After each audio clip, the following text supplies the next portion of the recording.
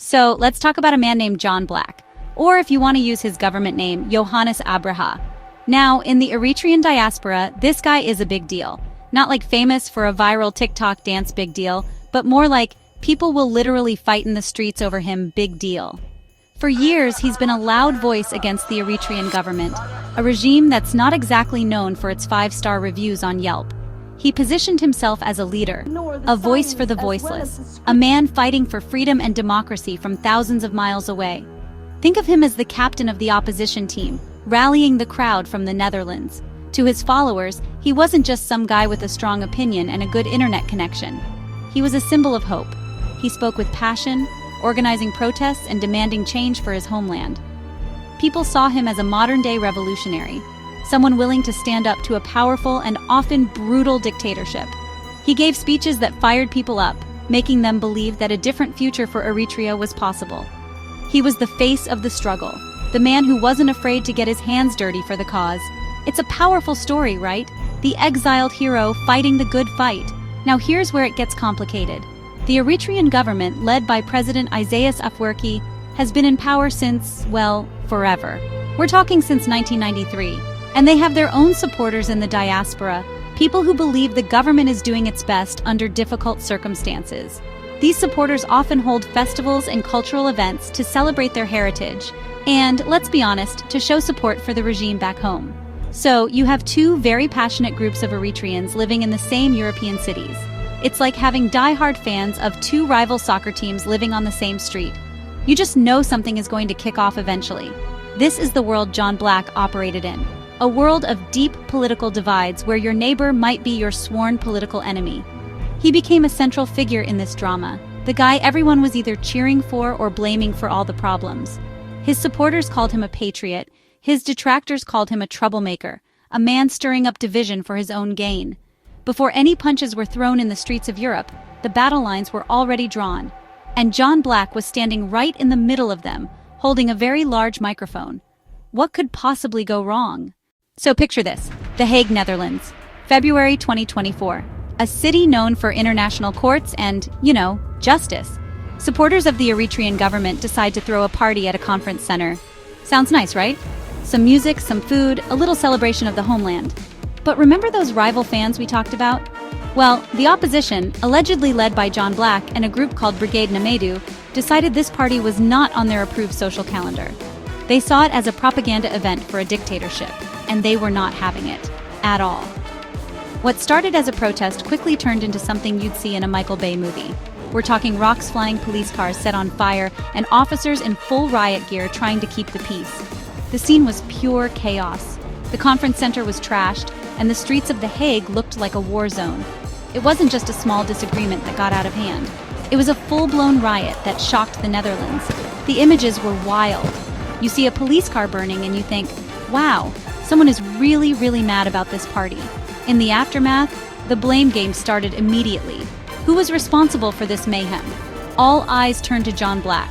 Authorities pointed the finger at him, claiming he was the ringleader who incited the violence. They said he wasn't just a protester, he was the architect of the chaos. His supporters, of course, had a different take. They argued that the protest was meant to be peaceful, a legitimate expression of opposition to a totalitarian regime. They claimed the government supporters provoked them, and the police responded with excessive force, causing things to escalate.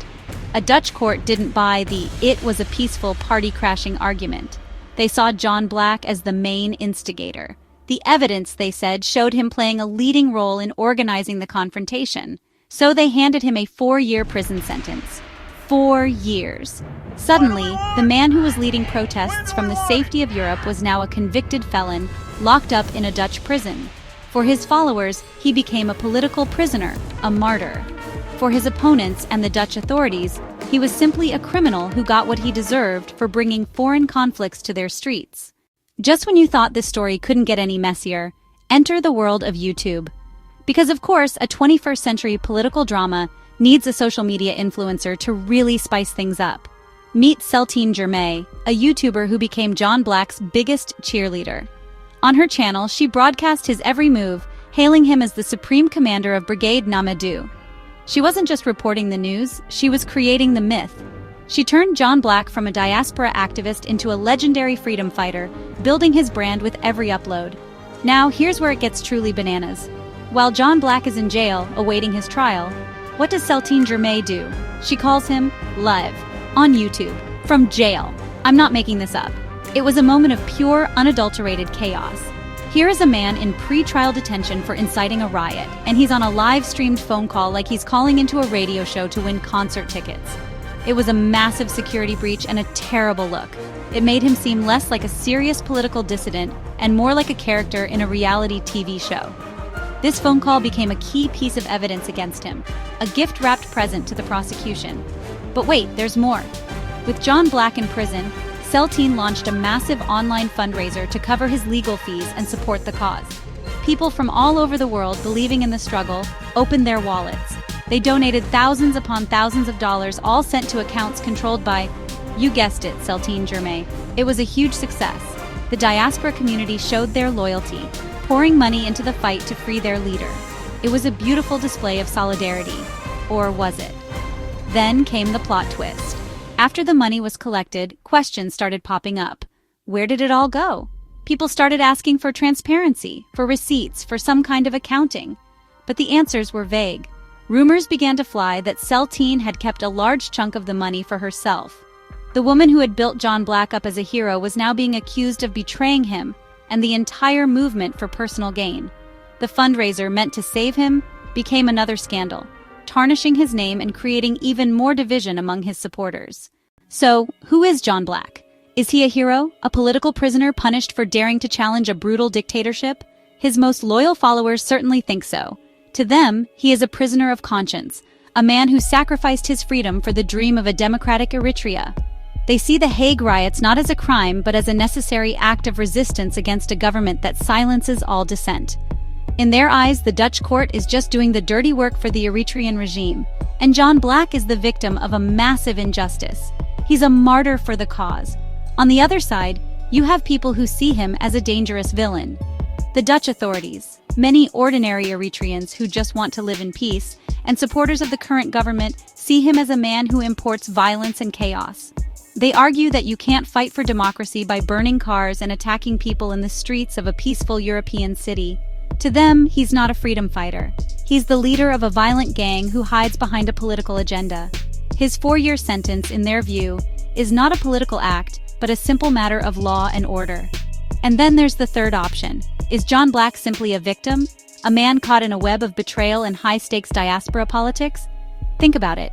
He put his trust in people like Citing, who used his name to build her own platform and, allegedly, to enrich herself.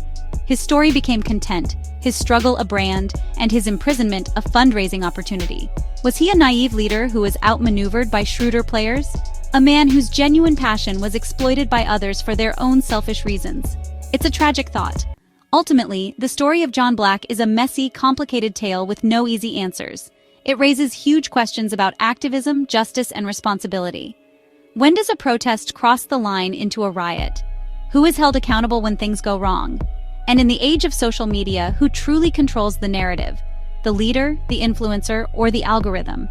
Is John Black a hero, a villain, or just another casualty in a long and bitter political fight? The truth, as always, is probably somewhere in the middle, lost in the smoke of a burning police car in The Hague.